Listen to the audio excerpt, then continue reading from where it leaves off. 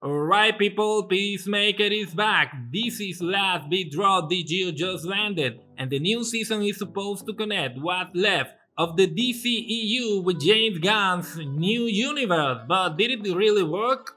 In this video I'll give you my first impression of the episode, the best, the worst, and at the end we'll talking about how this could change DC's future. For the hardcore fans of season 1 we got a new little dance. But honestly, I think the old intro song was way better. There's a quick recap of Season 1, and instead of Justice League like we saw before, now it's the Justice Gunn, making a short cameo. But here are the things. If the point is to show Peacemaker moving into this new universe, that seems made no sense. It should be the Justice League all along. Unless this was the universe of the another Peacemaker. But nah, that's what just Gunn making things more confusing. And if that's just the intro, imagine what's coming. A spoiler ahead.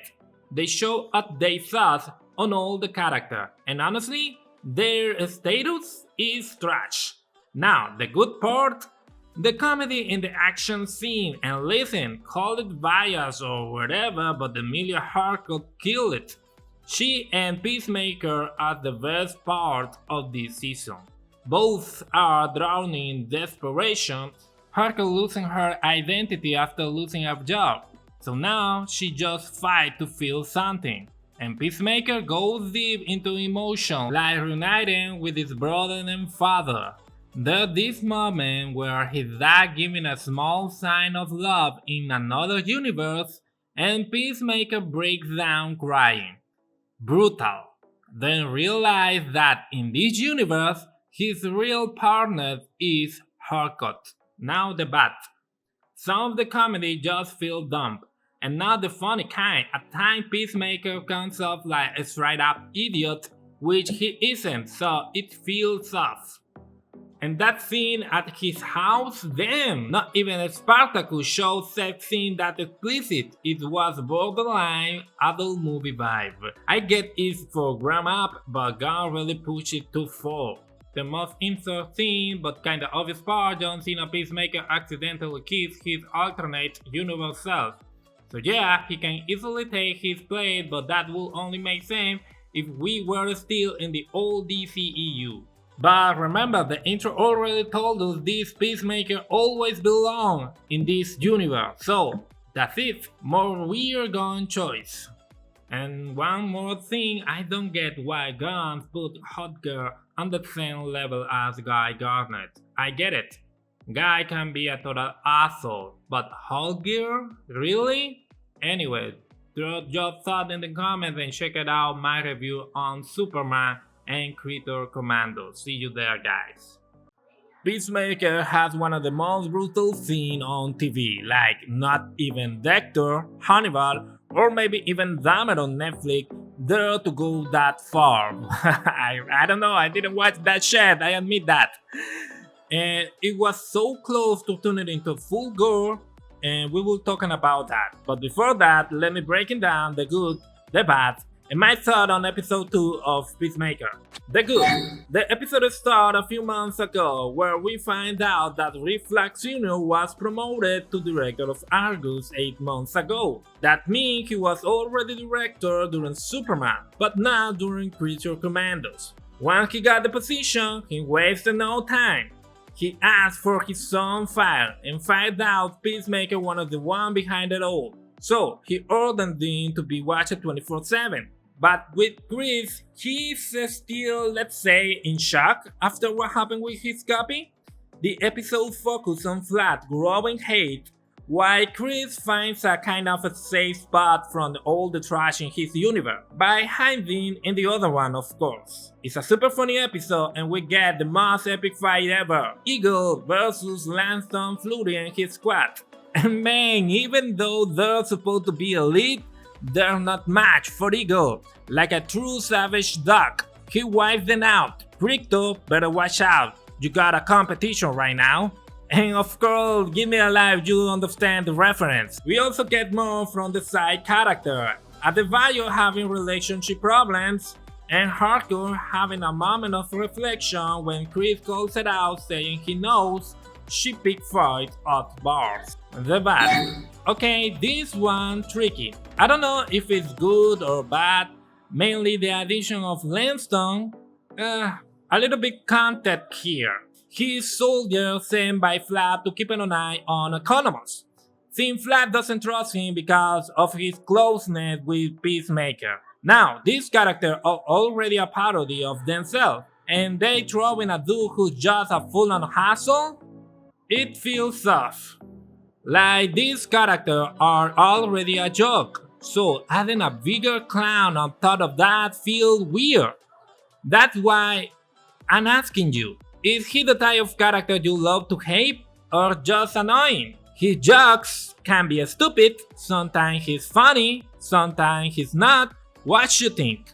And now the wild part, we get one of the most visceral scenes in superhero show. Maybe only The Boys is the same level?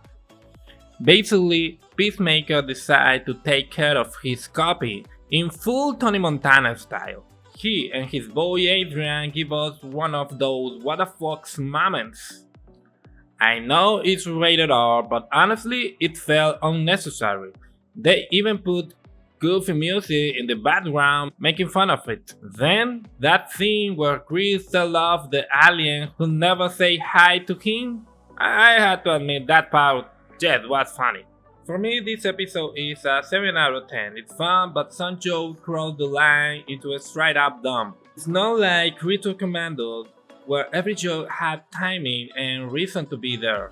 Anyway, I'll leave you my review of Peacemaker first episode and my review of Creature Commando. See you there, guys, and of course, let me know your opinion about this episode. See you.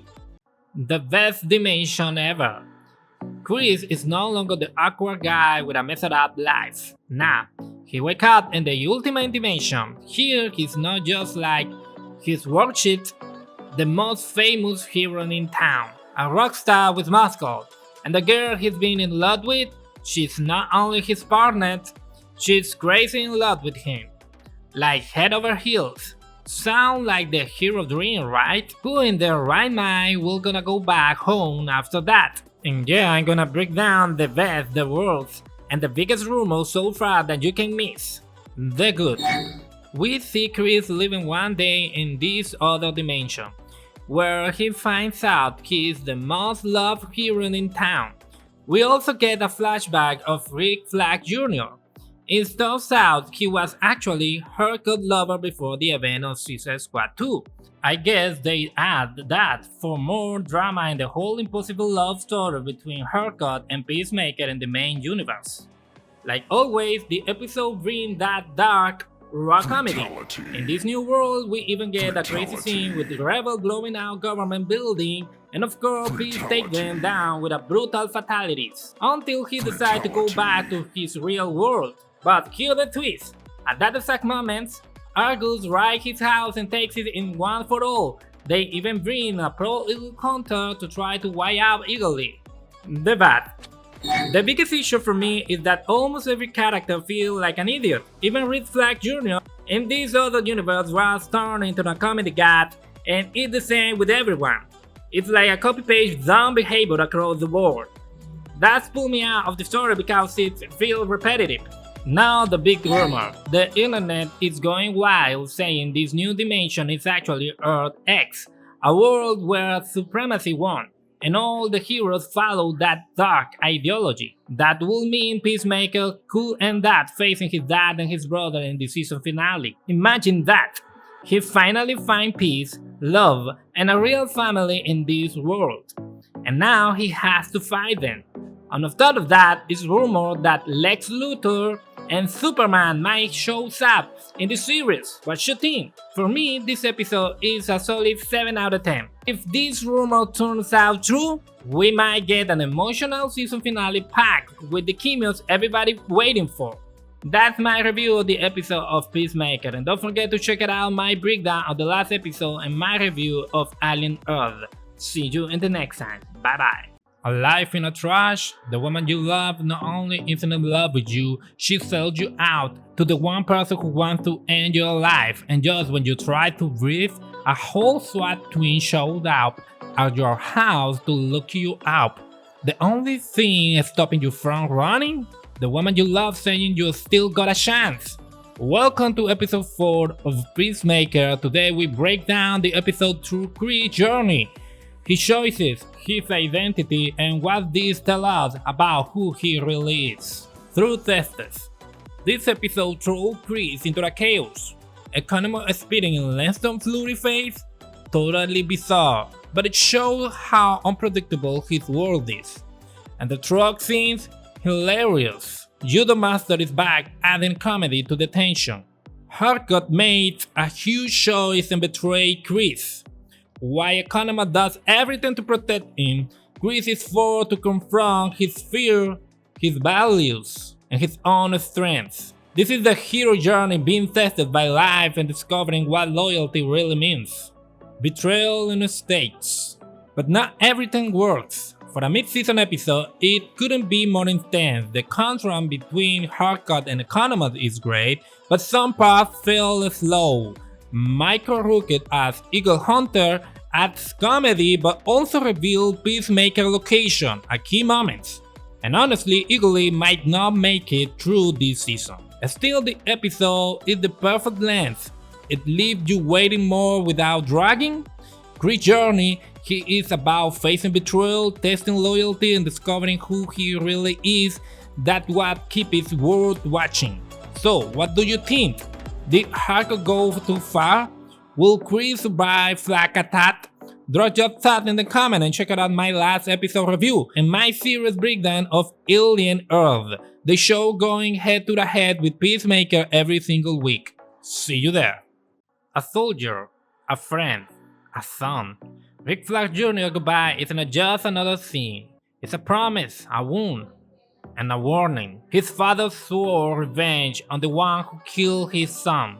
And Chris? He's not chasing glory. He's chasing one last reason to stay alive. A hope Harcourt could have given. This episode of Peacemaker is more than action. It's about identity, regrets, and the ways of choices.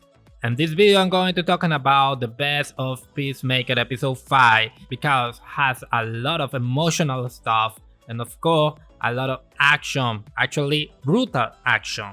So we need to talk about the heart, how Red Flag Sr. hunt Chris, and of course Chris never thought he'd facing him. He's not guilty of killing a good man, but even with that guilt, he still wants to prove he's not beyond saving. The moment with her got hit deep. What looked like betrayal was actually her warning him, but the truth she gave was clear, a straight up no. Then came the fight. Red Flag breaking Chris down. Stride after stride, brutal, raw, more real than anything in Creature Commando. That scene remind me Red Flag isn't just a character, he's the shadow Chris can't escape. And then the letter, man, that's what the soul of the episode. Chris saying goodbye with love, regret, and a plea for a second chance. That's when he stopped being just a man with a gun and become the hero he's always wanted to be. Someone who carries pain but still chooses to protect others. But even with all that emotion, not everything landed. The Eagle moment fell out of the place. Finding out he had mystical power and control over Eagle was wild, sure. The scene was brutal, but it drew like a joke right in the middle of the heavy story. For me, it brought the rhythm instead of building it.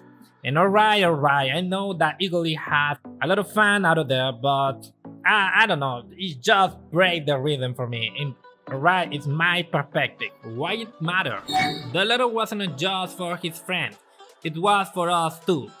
Chris was asking the world for a second chance, and in another universe, he finds it. If this were the real ending of the show, it would be epic. A man facing his past, breaking his own cycle, and finally becoming the hero he dreamed of being. But of course, the story isn't done. Judo must follow Chris into the portal. Maybe it's Earth X. Maybe it's something darker. And read that. If Creature Commander taught us anything, it's that he might plan ahead, but he never forgets.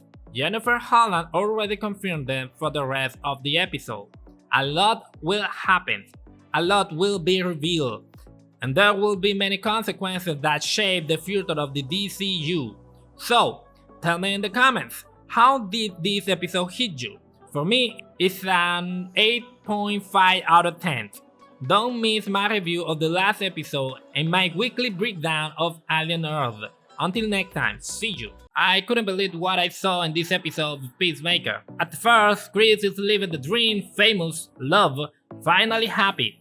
But soon we find out this perfect world hides a dark truth. Sticking around because I'll break down the best, the worst, and the huge Lex Luthor cameo that changed everything for DCU. This episode runs in two tracks. On one side, hardcore Adebayo, economists and vigilantes are trying to figure out the artifacts that leads to Vigilante's house, where we get a hilarious scene with his mom, and another one in the basement where he keeps everything he's confiscated as a hero.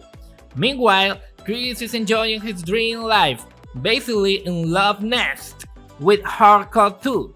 So, if you're into this kind of breakdown, hit that subscribe button so I know to keep making more. The worst. James Gunn usually nails the balance between comedy, action, and deep moments. But here the comedy drags too long. The vigilante scene were funny, sure, but they killed some key moments. And then we're supposed to believe Adebayo instantly knew the button to enter another dimension. After seeing it once, that felt forced. Now here where the thing gets serious. Rick Flag, desperate to track down Peacemaker, does something crazy. He goes straight to prison to meet Lex Luthor. But this isn't the Luthor we've seen before. This one is walking with a limp from crypto wounds. Life had beaten him down, but he's still as dangerous as ever. They cut a deal. Rick gets an energy tracker, a tool powerful enough to locate the other dimension where Chris is trapped. In exchange, Luthor gets a transfer to a lower security prison, a place where he has more freedom to move his chess pieces. And here's the twist. They don't just shake hands on the deal, they end up becoming partners. Two men with a totally different goals, now tied together by survival and revenge. This changed the game because if Luthor is back in play, it's not just about Peacemaker anymore. It set the stage for Superman 2.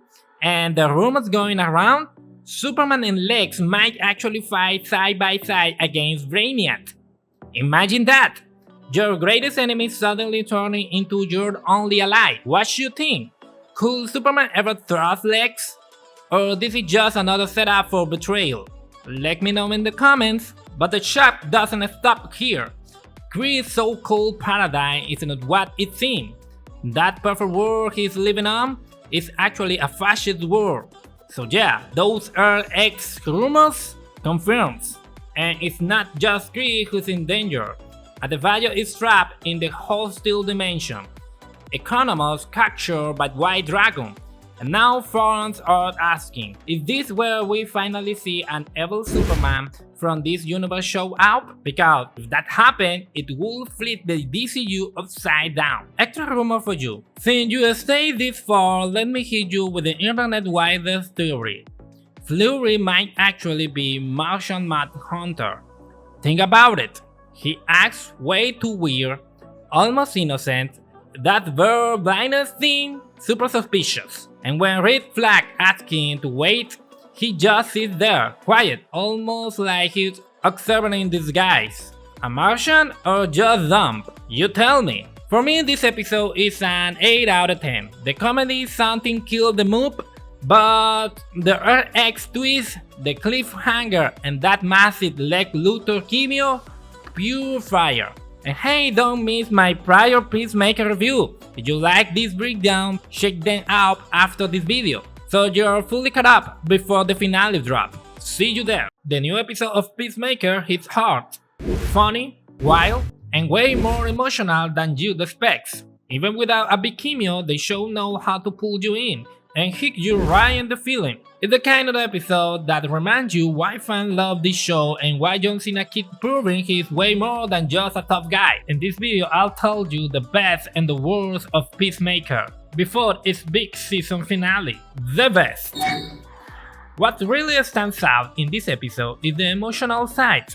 It starts with Chris finding out the world is full of Nazis. They even have their own little mural.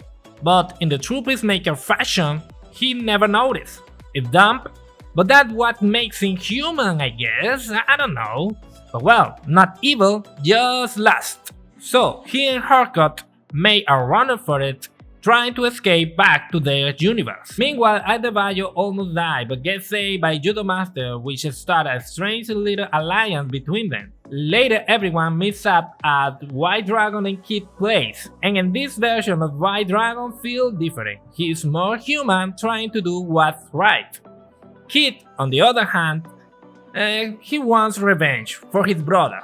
So Dragon becomes and the voice of reason, until Vigilante shoots him point blank. That moment when Keith is dying and Chris remembers his past is pure gold. You can feel all his pain and guilt coming back. By the end, Chris accepts his destiny and realizes the problem isn't the world, it's him. He goes back to his universe and turns himself into Rick Flag Sr. The worst. Now, what doesn't work so well for me is how different Peacemaker feels compared to the Suicide Squad. Sure, it's been a movie and 2 seasons, so yeah, the character had to grow, but it feels like they changed him completely. The smart, sharp, and unpredictable guy from the movie is gone. James Gunn first planned to kill Peacemaker in the Suicide Squad, and maybe that's why this new version feels off. He cried too much, he complained too much, and he just doesn't feel like the same person. If you like that softer version, that's fine, but I don't connect with him. He feels like a parody of what made him great, and even if this helped John Cena get more serious role, I still prefer the mercenary attitude from the movie. These two Peacemakers feel like totally different people, and that's just weird. So yeah, I give this episode 7 out of 10. It's fun, emotional, and full of crazy moments, but something they just drag too long. It's still a superhero show, and I wish it focused more on action or deeper moments instead of wasting time on comedy. But that's just my take. What you think? Do you like this emotional version of Peacemaker, or do you miss the brutal one from the Suicide Squad? Let me know in the comment. Don't forget to subscribe, and I'll see you in the next one. A love letter to Peacemaker, or maybe a finale that left fans disappointed? The season finale hit hard, emotional, bold, and personal. James Gunn wrote and directed it himself, and you can feel it. This one came straight from his heart. But did it really deliver what fans expected? In this video, I'll tell you the best and the worst and what this ending means for the future of the DCEU. The best. From the start, emotion take over. We open with flashback, Peacemaker and Harcourt on what looks like a date. They laugh, they connect, and they kiss. Then everything changes. We see the Argus team traveling between universes, risking their lives through mysterious portals. They don't even know what they're searching for, only that something waiting on the other side. Soldiers fall one by one, cruel, ironic, and darkly funny. That's pure Gunn style. Meanwhile, Rick Flag and his crew now filled with Luthor followers. Throw a wide party almost like hell on earth. Meanwhile, the Argus agents are dying. Peacemaker gets saved by Vigilante and Adebayo, but he's still running thinking he's the angel of death. Then comes one of the most emotional moments of the entire series. His friends find him and they tell him what he means to them. Harcourt opens her heart, and in that moment, Peacemaker becomes more than just a killer. He becomes hope for people who've already lost theirs. And of course the dance, the Peacemaker dance. But before he can enjoy the moment, Rick Flag captures him and locks him in a parallel earth as the first interdimensional prisoner. The worst. Now here where things fall apart. The chains were too extreme. Rick Flag went from a Captain America style to a heartless villain. I get it. being one movie and 2 seasons, but there's a line between evolution and inconsistency. Reed couldn't just turn like that. Sure, he lost his son, but at least keep some balance in his story. Or in Creature Commando we saw a leader with cold and control. Here almost unrecognizable. And then came Gunn's promise. You guys are gonna lose your minds. We made something great! But fans didn't see it that way. No sign of Chris' brother on Earth X, no Brainiac, no surprise cameos, just an open ending. That's why episode 8 scored 6.8 out of 10, while episode 6 and 7 had 9.2 out of 10. People expected an explosion and instead got a whisper. The future of the DCU. James Gunn confirmed Peacemaker won't have a season 3. It doesn't strange because this show was a hit. Every episode grew its audience. Critics loved it. So what happened? Is the DCU in crisis? Was Superman really a flop? What's clear is that this character will live on. Maybe not in Peacemaker, but across the new DCU, like Ben Kingsley's character in Marvel. From Iron Man 3 to Shang-Chi and now in Wonder Man. But the question is, do this character deserve that kind of future? This episode was Gunn saying goodbye. You can feel the love in every shot. The music, the cameos, even the Foxy Shazam band showing up. But love letters don't always make great superhero stories. Fans wanted action, surprise, and a skill, not just nostalgia. The episode lands at a 6 out of 10. It's emotional, yes, but over-the-top comedy and character changes keep it from greatness. And I'm sure the next time we see Red Flag, hell, feel like a totally new person again. What about you? Did this finale hit your heart or let you down? Let me know in the comments what you thought of Peacemaker and the series as a whole. And hey, don't leave yet.